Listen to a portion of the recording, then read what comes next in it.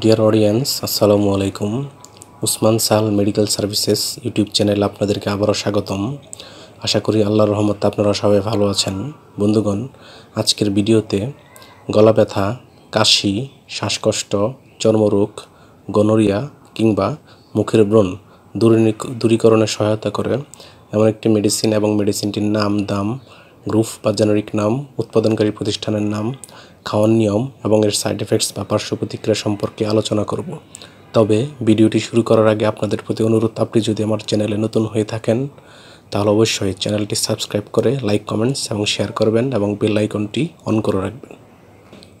বন্ধুগণ, আমরা আমাদের প্রাপ্তবয়স্কদের গলা ব্যথা, কাশি, শ্বাসকষ্ট, মুখের ব্রণ, গনোরিয়া হলে ডাক্তারের পরামর্শ নিই এবং ডাক্তারগণ যে ক্যাপসুলটি সেবনের কথা বলে থাকেন তার নাম হলো ডক্সি এ ক্যাপসুল। এটির উৎপাদনকারী প্রতিষ্ঠানের নাম একমি ল্যাবরেটরিজ লিমিটেড এবং এই ক্যাপসুলটির প্রতি পিসের দাম মাত্র 2 টাকা 20 পয়সা।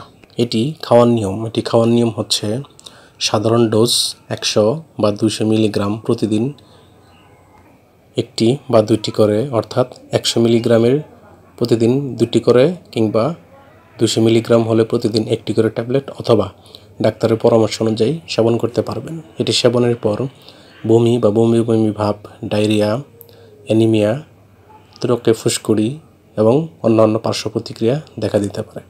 গর্ভাবস্থা এবং স্তন্যদানকালীন সময়ে এটি খাওয়া যাবে কিনা তার পরামর্শ রেজিস্টার্ড চিকিৎসকের কাছ থেকে নেবেন। ওষুধটি আলো ও তাপ থেকে দূরে ঠান্ডা এবং শুষ্ক স্থানে রাখতে হবে এবং শিশুদের হাতের নাগালের বাইরে রাখবেন। ধন্যবাদ।